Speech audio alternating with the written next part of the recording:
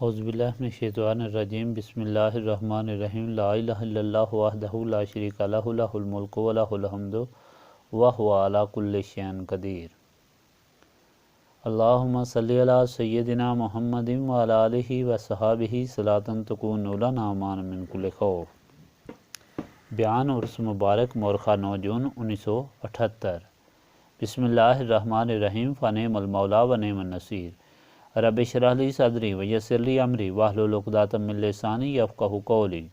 اللہم صلی علی سیدنا محمد وعلی آل سیدنا محمد وعلی اصحابہ وعلی ازواجہ اجمعین وبارک وسلم وصلی علیہ۔ اللہ پاک کا لاکھ لاکھ شکر ہے کہ مالک الملک نے آج اپنی مہربانی اور اپنے فضل اور کرم سے اس مجلس پاک کا انعقاد فرمایا اور ہمیں اس مجلس میں شامل ہونے کی توفیق عطا فرمائی۔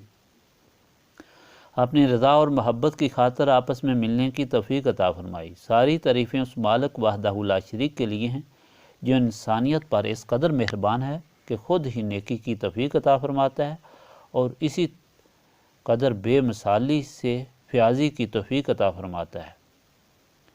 الحمدللہ، شکر کثیراً کثیرہ، ہزاروں لاکھوں اور کروڑوں درود اللہ تعالیٰ کے محبوب حضرت محمد مصطفیٰ صلی اللہ علیہ وآلہ وسلم سرور کائنات پر، جن کے طفیل خداوند قدوس نے یہ سارے کرم فرمائے اور جن کی غلامی ہمارے لیے دین اور دنیا میں سرخروئی کا سبب بنی۔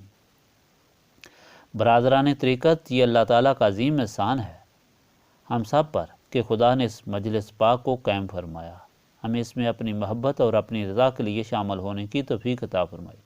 حضرت محمد مصطفیٰ صلی اللہ علیہ وآلہ وسلم نے فرمایا کہ قیامت کے دن خدا تعالیٰ فرمائے گا کہ کہاں ہیں وہ لوگ جو دنیا میں میرے لیے آپس میں محبت رکھتے تھے، آج میں انہیں اپنے سائے میں جگہ دوں گا اور آج میرے سائے کے علاوہ کوئی سایہ نہیں۔ دوسری حدیث ہے کہ نبی پاک صلی اللہ علیہ وآلہ وسلم ہمارے پاس تشریف لائے اور فرمایا کہ خدا کے نزدیک کون سا عمل محبوب عزیز ہے۔ بعض لوگوں نے نماز کو بتایا، بعض نے زکوٰۃ کو، بعض نے جہاد کو۔ نبی پاک صلی اللہ علیہ وآلہ وسلم نے فرمایا کہ سب سے بہتر عمل خدا کے نزدیک خدا کی خوشنودی کے لیے محبت رکھنا ہے۔ اس مجلس پاک کی حیثیت اس لیے عرفہ والا ہے کہ آج اس مجلس میں صرف خدا کی رضا کے لیے لوگ مالی اور جانی تکلیف اٹھا کر شامل ہوئے ہیں، اور یہاں بھی آپ نے ہر قسم کی تکلیف اٹھائی ہے۔ اس مجلس پاک کا مقصد صرف اور صرف یہ ہے کہ سارے لوگ جمع ہو کر خدا کے بندے کی یاد میں، خدا کے بندے کے مزار پر جمع ہو کر خدا کے سامنے خدا کے محبوب رسول محمد صلی اللہ علیہ وآلہ وسلم کے طفیل خدا سے اپنے گزشتہ گناہوں کی معافی مانگے اور آئندہ گناہوں سے پناہ مانگے، خدا اور اس کے رسول صلی اللہ علیہ وآلہ وسلم کی محبت مانگیں اور خدا کی عبادت کریں۔ خدا کی رضا کے لیے ملنا اور محبت رکھنا اتنا اونچا درجہ رکھتا ہے کہ جس کا ذکر میں کر چکا ہوں۔ خدا سے معافی خدا کے بندے کی یاد کے دن مانگی جاتی ہے کہ ایسے دن خدا کی رحمت جوش میں ہوتی ہے اور خدا کے بندے کے مزار پر اس لیے دعا کی جاتی ہے کہ وہاں ہر وقت خدا کی رحمت برستی ہے۔ بنی اسرائیل سے جب غلطی ہوئی اور حضرت موسیٰ علیہ السلام نے معافی مانگی تو حکم ہوا کہ فلاں شہر میں سجدہ کرتے ہوئے داخل ہو۔ جب بعد میں تاریخ دیکھی گئی تو معلوم ہوا کہ اس شہر میں خدا کے برگزیدہ بندے مدفون تھے، جہاں ان کے طفیل خدا کی رحمت کی بارش ہوتی تھی جس سے بنی اسرائیل کے گناہ دھل جاتے۔ اب یہ دیکھنا ہے کہ مل کر عبادت کرنا اور زیادہ افضل ہے۔ حدیث میں آیا ہے کہ خدا کی طرف سے فرشتوں کی ایک جماعت مقرر ہے، جہاں کہیں بھی لوگ بیٹھ کر ذکر کرتے ہیں وہ ان پر اپنا سایہ رکھتی ہے۔ جب مجلس ختم ہوتی ہے تو وہ خدا کی بارگاہ میں رپورٹ پیش کرتی ہے کہ یا اللہ، تیرے بندے فلاں شہر میں تیری عبادت کر رہے تھے اور ہم ان پر سایہ کیے ہوئے تھے۔ خداوند تعالیٰ فرماتا ہے کہ فرشتوں گواہ رہنا کہ میں نے ان سب کو بخش دیا۔ فرشتے عرض کرتے ہیں کہ یا اللہ تعالیٰ، اس مجلس میں بعض لوگ ویسے ہی آئے تھے اور دیکھ کر بیٹھ گئے۔ خدا فرماتا ہے کہ میں نے آج ان کو بھی بخش دیا، کیونکہ یہ میرے ایسے بندے ہیں کہ جن کے ہم نشین بدبخت نہیں ہو سکتے۔ برادران طریقت، خدا کا شکر ہے کہ خدا نے حضور پاک صلی اللہ علیہ وآلہ وسلم کے طفیل آج ہم کو اپنی رضا اور محبت کے لیے جمع ہونے کی توفیق عطا فرمائی اور اپنی یاد کرنے کی توفیق عطا فرمائی۔ یہاں یہ بات قابل غور ہے کہ آج خدا نے ہم پر اتنا احسان کیا ہے، ہمارے گناہوں کو معاف کیا ہے، ہمیں اپنا بندہ بنایا ہے، اس عظیم نعمت سے نوازا، تو اب ہم کو کیا کرنا چاہیے؟ آج ہم پر واجب ہے کہ ہم صدق کے دل سے خدا کی بارگاہ میں وعدہ کریں کہ خدایا تو نے اپنے فضل و کرم سے آج ہمیں اپنی محفل میں شامل فرمایا، ہم پر فضل فرمایا۔ ہم وعدہ کرتے ہیں کہ ہم تیرے غلام ہیں، جو کچھ کریں گے تیری رضا کے لیے کریں گے اور تیری محبت اور رضا میں رہیں گے۔ برادران طریقت، یاد رکھو یہ زندگی بہت مختصر سی ہے، اور اس کا پتہ اس طرح چلتا ہے کہ انسان بجائے آنے والی زندگی کے گزری ہوئی زندگی کو دیکھے تو ایک خواب معلوم ہوتی ہے۔ لمبی لمبی امیدوں میں زندگی گزر جاتی ہے، مگر گزرنے کے بعد انسان کو پتہ چلتا ہے کہ یہ تو پانی کا حباب تھا جو بیٹھ گیا، آخر خدا سے منہ لگانا پڑے گا۔ دنیا میں بادشاہ بن کر زندگی گزارنا یا گداگر بن کر زندگی گزارنا تو کوئی معنی نہیں رکھتا۔ خواب میں بادشاہ ہے یا فقیر، کیا فرق پڑتا ہے؟ زندگی وہ ہے جو ہمیشہ کی ہے، اور حقیقی وہ ہے جو خدا کی غلامی میں ہے۔ دنیا میں بھی کائنات اور اس کی تمام موجودات اس کے سامنے سرنگوں اور تابع فرمان رہتی ہیں، اور آخرت میں بھی انسان خدا کے سامنے سرخرو اور سرفراز پیش ہوتا ہے، ورنہ دنیا کا بندہ بن کر زندگی گزارنے والوں کا انجام عمر خیام نے یوں بیان کیا ہے: دے روز کوزہ گرے بدیم اندر بازار، برتازہ گل شکند ہمیں زو بسیار، واں گل بزباں حال بعد میں گفت، من ہمچو تو بودا ہم مرا نیکودار۔ کل بازار میں نے کمہار کو دیکھا جو برتنوں کے لیے مٹی بنا رہا تھا اور اس میں زور زور سے پاؤں مار رہا تھا، اور وہ مٹی اس کو کہہ رہی تھی کہ اے کمہار، ایک وقت تھا کہ میں بھی تمہاری طرح، اس لیے میرا لحاظ کر۔ حاصل مطلب یہ ہوا کہ انسان کا انجام خاک بننا ہے، مگر جو لوگ اللہ تعالیٰ کے بن گئے وہ اپنی مراد کو پہنچ گئے۔ برادران طریقت، آپ لوگ یہاں صرف اور صرف خدا کی خوشنودی کے لیے جمع ہوئے ہیں۔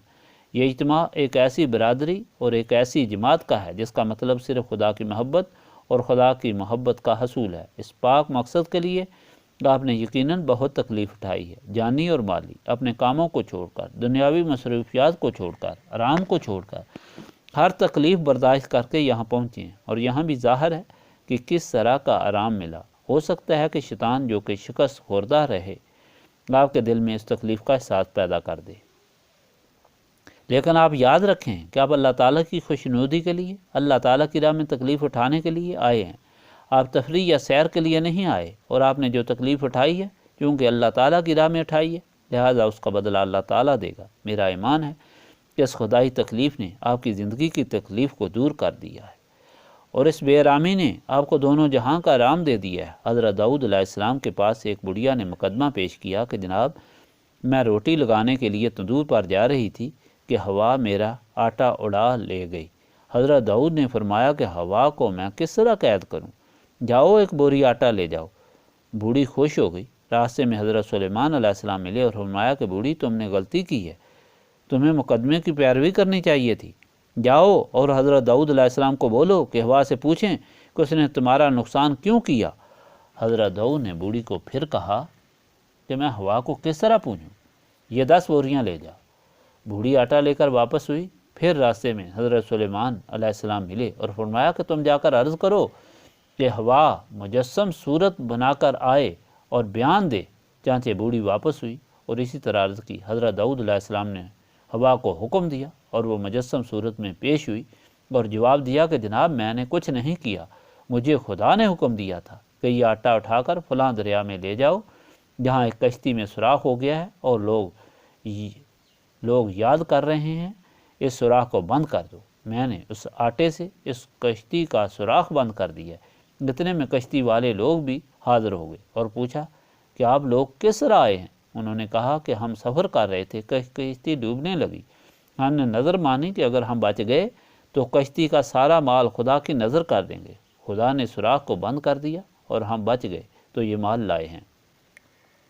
حضرت داؤد علیہ السلام پر وحی نازل ہوئی کہ اے داؤد، یہ نصف مال اس بوڑھی عورت کو دے اور نصف دوسرے غربا کو۔ حضرت داؤد نے اس طرح کیا اور پھر بوڑھی سے پوچھا کہ تو نے کون سی نیکی کی ہے کہ خدا نے تجھ پر اتنی مہربانی کی ہے؟ بوڑھی نے عرض کی کہ مجھے بھوک لگی ہوئی تھی تو روٹی کھانے لگی، صرف ایک ہی روٹی تھی کہ ایک غریب آ گیا، اس نے خدا کے نام پر سوال کیا، میں نے اپنی روٹی اس کے حوالے کر دی۔ اس نے کھا کر فریاد کی کہ مجھے تو بھوک اسی طرح ہے، خدا کے لیے اور دو۔ میرے پاس روٹی نہیں تھی، میں نے آٹا پیسا اور تندور پر جا رہی تھی کہ ہوا نے آٹا اڑا لیا۔ اس وقت حضرت داؤد پر وحی نازل ہوئی کہ اے داؤد، اس بوڑھی کو بتا دو کہ یہ تمہاری اس نیکی کا بدلہ ہے، اور اس روٹی کے بدلے تم کو 70 روٹی قیامت کے دن ملے گی۔ برادران طریقت، یاد رکھو آپ کی یہ تکلیف رائے گاہ نہیں گئی، بلکہ اس کا کئی گنا بدلہ خدا نے آپ کو عطا فرمایا ہے۔ آج خدا نے آپ کے سارے گناہ معاف فرما دیے ہیں۔ آج خدا نے اپنی بندگی میں آپ کو قبول کر لی ہے۔ آج اس تکلیف کی وجہ سے خدا نے آپ کو اپنی دنیاوی دولتوں سے مالا مال کر دیا ہے۔ آپ نے بھی سستا سودا کیا ہے اور آپ جیت گئے۔ اب ضرورت اس بات کی ہے کہ اس دولت کو سنبھال کر لے جائیں اور سنبھال کر رکھیں۔ آج سے اپنے آپ کو خدا کا غلام سمجھیں، جو کام بھی کریں خدا کی رضا کے لیے کریں اور ہمیشہ باخدا رہیں۔ اللہ تعالیٰ اپنی ذات پاک کے طفیل، اپنے پیارے حبیب حضرت محمد صلی اللہ علیہ وآلہ وسلم کے طفیل، اپنی پاک کلام قرآن مجید کے طفیل ہم کو گزشتہ گناہوں کی معافی عطا فرمائے۔ ہمارے دلوں کی تاریکی دور فرما کر نور معرفت سے ہمارے قلوب کو منور فرمائے۔ ہم کو اپنی جناب سے اپنی غلامی، اپنی محبت، اپنی رضا اور اپنا عشق عطا فرمائے۔ حبیب پاک صلی اللہ علیہ وآلہ وسلم کا سچا عاشق اور غلام بنائے۔ ہماری موت، ہماری حیات، ہماری جان، ہمارا مال، ہمارا ہر قول، ہر فعل اپنی رضا کی خاطر رکھے۔ اللہ تعالیٰ حاضرین مجلس کی تمام آرزویں پوری فرمائے۔ اللہ تعالیٰ مریضوں کو شفا عطا فرمائے۔ اللہ تعالیٰ محتاجوں کو غنی کرے۔ ہمارے ہمسایوں کے لیے دعا کریں کہ اللہ تعالیٰ ان کو بھی نور ہدایت سے محروم نہ رکھے اور اس فیض کا ان کو بھی حصہ دار بنائے۔ خادمین لنگر کے لیے دعا کریں، آمین۔ اللہم صلی علی سیدنا محمد وعلی آلہ وصحبہ صلاۃ تکون لنا امان من کل خوف۔ ربنا تقبل منا انک انت السمیع العلیم وتب علینا انک انت التواب الرحیم۔ سبحانک ربک رب العزۃ عما یصفون وسلام علی المرسلین والحمد للہ رب العالمین۔